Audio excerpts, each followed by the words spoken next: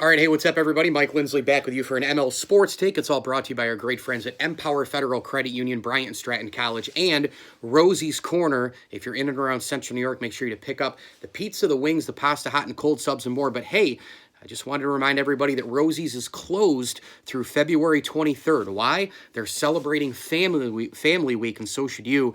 Make sure you get to Rosie's when they reopen, of course. And this week, though, is Jason and Jody's message: support and love your family this entire week. There's a winter break going on around Central New York, and so Rosie's is closed for the winter break, celebrating their families together, spending more time together, movies, going out to dinners and such, and giving each other the extra hug or two at home as well, which is very important. So Family Week this week at Rosie's Corner. When they reopen, boy, you got to get that pizza wing combination for every SU game. And of course, you get a free 2-liter of soda of your choice. And of course, you can also get them on Grubhub, and be on the lookout for those awesome themed food days like Meatloaf Monday and Fish Friday. Also, big tip of the cap, thank you to Ken's Auto Detailing and Sit Mean Sit Syracuse. So last night on Sunday night, yeah, it's kind of one of those nights. It's a slow sports night. The NFL is done. I'm usually flipping between a couple of hockey games and doing some work on my phone. I'm always reading a book, of course. So I'm reading the book that Brian Kenny came out, and all the analytics and the sabermetrics and such. I'm well over halfway.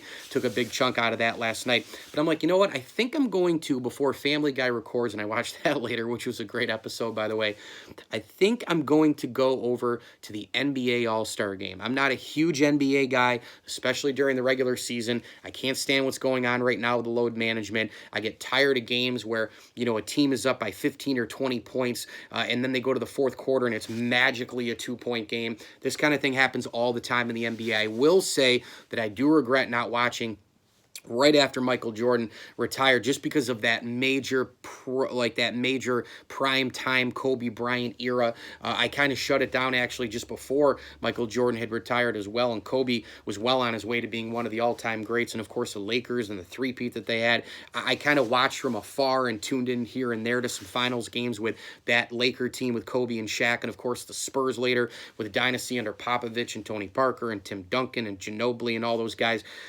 The NBA recently for me has been straight up a couple things. One, it's just a superstar type thing for me to have to tune in, or it's got to be on its own in terms of the entertainment product and value. It's got to be just there so that I'm not distracted to go watch something that I have a lot more interest in, or something that I want to talk about on a video or a podcast, or maybe I have a guest coming up to talk about a topic where I've got to focus a little bit more, or I want to read, or I want to work more than I want to tune into to an NBA game.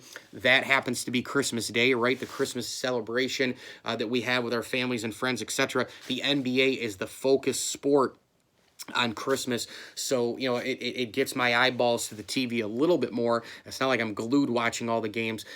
But last night was kind of like that as well. The Sabres and Maple Leafs wrapped up with the Sabres beating Toronto 5-2. There were a couple other little things going on. There was NHL overtime. Again, I was waiting for Family Guy to record. I was on my phone. I'm reading. I'm kind of around back and forth a little bit. The little one's sleeping. So I said, hey, you know what? I'm going to flip over here. This is one of the big things that's going on right now. And boy, I was not disappointed. From about 10:15 until the end of the game, I watched a good chunk of it. I watched the back end of the second quarter, it just kind of hit and miss type of stuff. And I watched the second half, a bunch of the third quarter, and literally almost all the fourth. The only thing that stunk during this game was that there were so many replays and reviews and fouls, and it's just, God, you have to go to the monitor now forever. And a lot of times they don't get it right. I think the majority of the time in this NBA All-Star Game, they did, in fact, get it done and get it right. But I really liked watching this game. The players were absolutely into it, I thought. They were giving a lot more than I normally see in some of the recent All-Star Games. And by the way, the other thing that I have to see is a major Titanic superstar matchup, let's say a Steph versus LeBron type of a thing in the regular season for me to tune in. Well, with this game, you didn't have to worry about anything in terms of superstars getting involved because it's the All-Star Game. Every single player, every single position, every single pass, dunk, three-point shot. It's a superstar-laden game with all of these All-Stars. Team Giannis Antetokounmpo against Team LeBron James. Phenomenal stuff, and they were going down to the wire at the end. I mean, we are talking about what looked like to me playoff defense, playoff heart, playoff grits and playoff teamwork in this All-Star game down the stretch, of course, with LeBron James's team winning in the end. Anthony Davis going to the foul line. He got hooked, of course, on the foul. He went, missed the first free throw. It was classic LeBron James before the Anthony Davis free throws. He was doing this. It's over. I wasn't doing the throat slash, but he was doing the arms out like, that's going to be it. Forget about it. And Anthony Davis proceeds to miss the first free throw. He does make the second one to get to the 157-point barometer, and that's it. And Team LeBron edges Team Giannis Antetokounmpo in this game for the LeBron squad. I thought it was just awesome to watch. I'm not a big James Harden guy, but man, watching the perimeter and the skill level and kind of the sharing of the basketball across the entire court between James Harden, LeBron James, and of course Kawhi Leonard, that was pretty amazing. When you think about LeBron, you could argue still being the best player in the game today. You could argue the best pure scorer with James Harden, even though he cheats a lot, and of course the rules benefit him, and I get it. I'm just not a big James Harden guy. And then you could also say, well, the best two-way player in the game is Kawhi Leonard for sure, both on the offensive and defensive side. Then you had Anthony Davis added to the mix. You had Giannis Antetokounmpo and the talented players added to his roster. This was a lot of fun. This was tremendous stuff. Now, I will say, where do we go from the All-Star game? Do we keep this format? Do we keep the players, voting and kind of a captainship, almost like going back to our sixth grade kickball teams? I don't care if we do keep the format, but I'm kind of a fan of what Michael Wilbon had said on PTI several times, and I've been kind of bringing this up to some national NBA insiders and all the like. I haven't gotten a lot of responses to see what they think. I'd like to kind of get somebody on a podcast to talk about this sometime. But I think that Michael Wilbon's idea is fantastic with doing Team USA against the globe. USA against the international stars. This would be phenomenal. If you think about it here, you'd have LeBron James, you'd have plenty of other players going up against Giannis Antetokounmpo, Doncic, those type of players. You'd have the international feel, and I know we had a little bit of that last night, but a true international, true global game.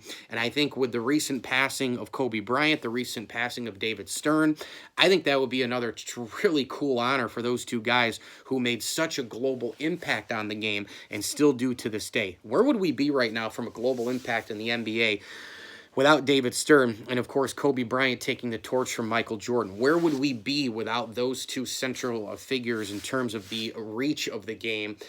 Boy, unbelievable stuff there. You could bring back guys like Yao Ming. You could have other international players come in. You could have Steve Nash. You could have a representation amongst countries with, representative captains. How cool would that be? Bring in a couple guys from Turkey. You could have, the Ginobili's and the Turkoglu's and, players like that, and Yao Ming and Steve Nash. I just think that would be a really, really cool thing. And of course, the American side of things, you could have a potpourri of captains, obviously going from Michael Jordan, Magic Johnson, whomever. But I do like the U.S. versus international flavor. If they don't do that, don't really care. I think how they do this with the player against player and having their teams is remarkable. Chicago, tremendous setting for the All-Star game. Huge market, middle of America. Thought the uniforms were great. I thought the announcing was amazing. I thought it was a great theatrical game, the All-Star game. I didn't really love the halftime show. I hit mute and read a little bit, but I thought that the game, the product, etc.,